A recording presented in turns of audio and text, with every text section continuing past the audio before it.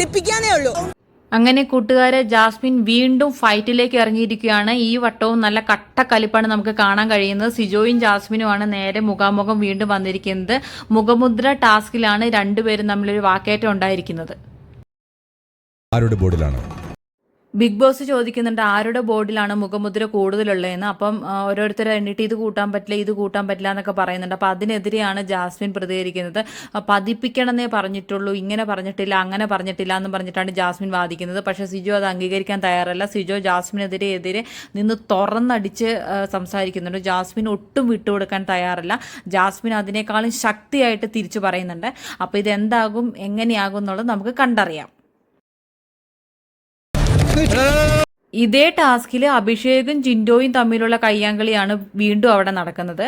അപ്പം മുന്നേ സിജോയും ജാസ്മിനും തമ്മിൽ വഴക്കിട്ടിട്ടുള്ള അതേ ടാസ്കിന് തന്നെയാണ് ഇപ്പം ജിൻഡോയും അഭിഷേകും തമ്മിൽ വഴക്കിടുന്നത്. അത് കുറച്ചും കൂടി വലിയ വഴക്കാണ്. എല്ലാവരും കൂടിയിട്ട് ജിൻഡോയിനെ അഭിഷേകിനെ അങ്ങോട്ടും ഇങ്ങോട്ടും പിടിച്ചു മാറ്റുന്നുണ്ട്. ബിഗ് ബോസും പറയുന്നുണ്ട് മതി, നിർത്തുന്ന ബിഗ് ബോസും പറയുന്നുണ്ട്.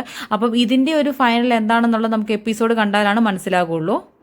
വഴക്ക് നടന്നിട്ടുള്ള ജാസ്മിൻ, സിജോ, ജിൻഡോ, അഭിഷേക് ഇവർ 4 പേരും ബിഗ് ബോസ് ഹൗസിലെ പവർഫുൾ കണ്ടസ്റ്റൻസ് ആണ്. പലരും ജിൻഡോ ജയിക്കാൻ വേണ്ടി കാത്തിരിക്കുന്നവർ വരെയുണ്ട്. ഇപ്പോൾ ടാസ്ക് ആരംഭിച്ചപ്പോൾ എല്ലാവരും ഭയങ്കര സ്ട്രോങ് ആയി. അഭിഷേകും സിജോയും ജിൻഡോയും അർജുനും ഋഷിയും എല്ലാവരും ഒരുപോലെ മുന്നിട്ട് വാശിയോടെ മത്സരിച്ചുകൊണ്ടിരിക്കുകയാണ്. ഇപ്പോൾ ഈ ഒരു ടാസ്ക് വന്നതോടെ കുറച്ചും കൂടി ടൈറ്റായി. ഇതിപ്പോൾ ആർക്കാകും, ആര് വിന്നറാകും എന്നൊന്നും നമുക്ക് പറയാൻ പറ്റത്തില്ല. അതേപോലെ തന്നെ എല്ലാവരും നല്ല മികച്ച രീതിയിൽ ടാസ്ക് പെർഫോം ചെയ്യുന്നത്.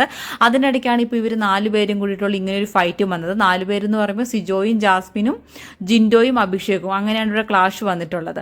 അപ്പം എന്താണെങ്കിലും ടാസ്കിൽ അവർ നന്നായിട്ട് കളിച്ച് മുന്നോട്ട് പോകട്ടെ എന്ന് എല്ലാവർക്കും പ്രതീക്ഷിക്കാം. കാരണം അവരെല്ലാം മികച്ച ഗെയിമറാണ് അവിടെയുള്ളത്. അപ്പോൾ അവരെല്ലാം നല്ല രീതിയിൽ ടാസ്ക് കംപ്ലീറ്റ് ചെയ്യട്ടെ.